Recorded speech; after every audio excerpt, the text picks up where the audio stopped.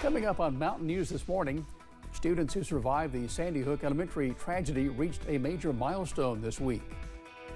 And multiple arrests have been made in connection to the search for an 8-month-old girl. Dedicated to Eastern and Southern Kentucky, this is WYMT Mountain News This Morning. Thursday rolling right along. Glad you're along. Jim Freeman here on this side. Let's check in with meteorologist Mace Michaels for your latest forecast. Hi, Mace. Hi there, Jim. Good morning. Temps aren't bad this morning. Pretty pleasant beginning to the day.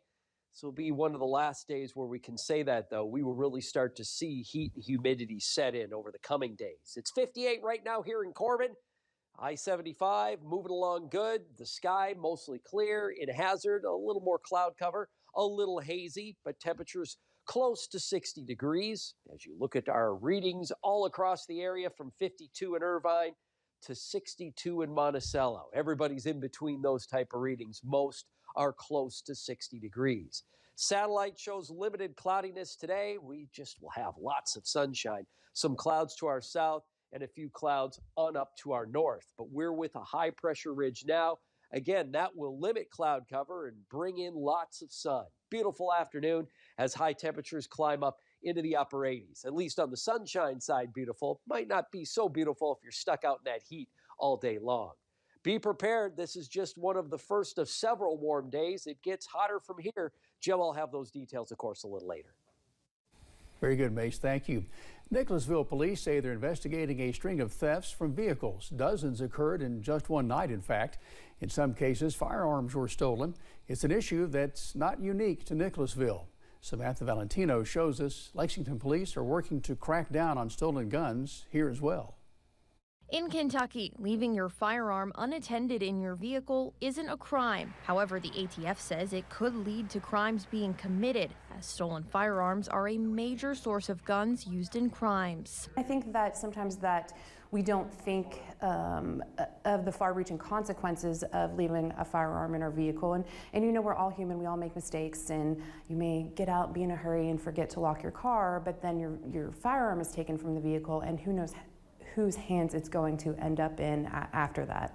According to Lexington police, 475 guns were reported stolen last year. 411 of those were stolen from a vehicle. We all know that larcenies from vehicles is a big issue, and it also turns into an even bigger issue when some of those cases have firearms that are removed from the vehicles and then used in crimes that occur within the city. Detective Kristen Klingshirn is the Lexington police coordinator for Bluegrass Crime Stoppers. In January, they announced a partnership with the ATF to find stolen guns. Any tip leading to an arrest involving a stolen firearm will result in a $1,000 tip from Crime Stoppers, which will be matched by the ATF. While the initiative has been successful, there is still money left, and that Crime Stoppers and the ATF is willing, depending on when the money runs out, the overall success, to maybe give more money, so we can always use more tips. To prevent thefts from vehicles, Lexington police recommend removing any valuables, including firearms, from your car and locking and checking your doors. If you realize your firearm has been stolen, police say you should report it. In Lexington, Samantha Valentino, WKYT. If an arrest yields more than one firearm, Bluegrass Crime Stoppers says an additional $500 will be added to the reward. One person is dead after a high-speed chase in Virginia. Police say the call originated right here in Hazard and led to US 23 in Wise County.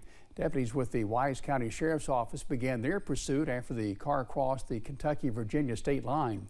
Police said the car began going through opposing traffic, ending in a crash, along with one person dead. 4 people, including the suspect, were taken to the hospital. Take a look at this footage of the chase.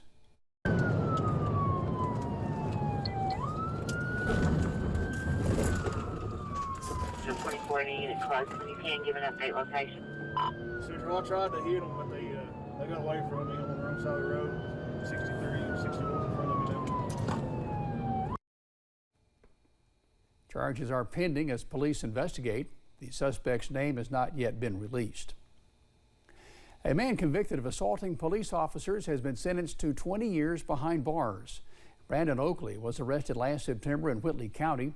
Officers say he was fighting with a woman in a parking lot, and then when they attempted to break up that altercation, Oakley turned on the police. 2 officers were injured in the incident before Oakley was subdued. Oakley was convicted of multiple charges, including assault, terroristic threatening, and resisting arrest. Louisville Mayor Craig Greenberg announced that Louisville Metro Police Chief Jacqueline Gwen Varello has been placed on administrative leave. The mayor says it stems from her handling of allegations regarding workplace sexual harassment involving officers. Mayor Greenberg says there's now an independent investigation. Deputy Chief Paul Humphrey will now serve as the interim chief. A federal jury has found a Kentucky man guilty of supporting ISIS. 34-year-old Mirsad Haris Adem Ramik is from Bowling Green. He's been found guilty on a number of crimes involving his connection to the group ISIS, which has been designated a foreign terrorist organization. He is convicted of providing material support to ISIS, conspiring to provide material support to ISIS, and receiving military training from the group. Ramik could face up to 50 years in prison. A Clay County man is facing sexual abuse charges after a woman told police her daughter had been sexually abused. The incident reportedly happened yesterday at a hospital in Manchester. After police took statements from the woman, she told them that Johnny Johnson had taken the minor to the store to get a vape. According to the citation, Johnson then took the minor somewhere where he attempted to sexually assault her. Johnson was taken to the Clay County Detention Center. The suspects charged in connection to a missing 8-month-old girl in Ohio County, Kentucky, were in court yesterday. 5 people had been arrested in connection to her disappearance, including her parents, her grandparents, and 1 other person. KSP troopers had been using cadaver dogs to try to locate Maya Tucker. Investigators say they don't have any evidence that the infant is dead, but they don't have any evidence that she's alive either. Their charges range from child abandonment to drug possession. Troopers had been looking for Maya for about a week.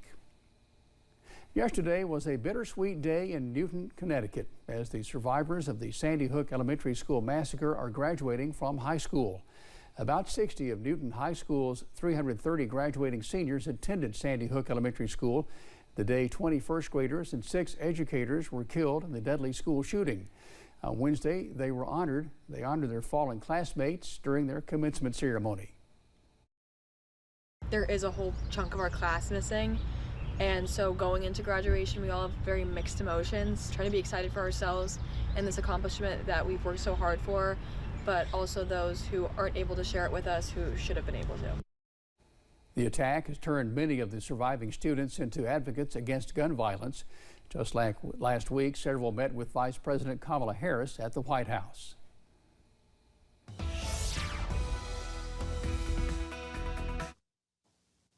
Warm day today. Temps, though, comfortable this morning. Lots of 50s and 60s. So you step outside, nice beginning to the day. We're mostly sunny, as you see here on our Whitesburg camera. Good beginning to the day.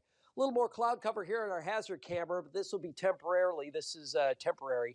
This is just some low clouds kind of filling in, but we're not really seeing the thicker fog yet this morning, and I don't think we will. If we're not by now, we probably won't. Won't have too many reports, just patchy fog. Low 50s to low 60s for our temperatures as you wake up across the area. Get a check at your hometown. Most of the readings are 55 to 60 degrees. We don't have much in the way of cloud cover to show you either.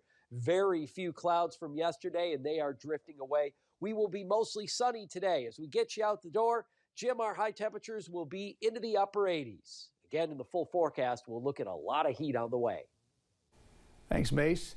Thank you for joining us. Our time is 6:38. Still to come on Mountain News this morning. House Republicans have voted to hold Attorney General Merrick Garland in contempt of Congress. We'll have more next.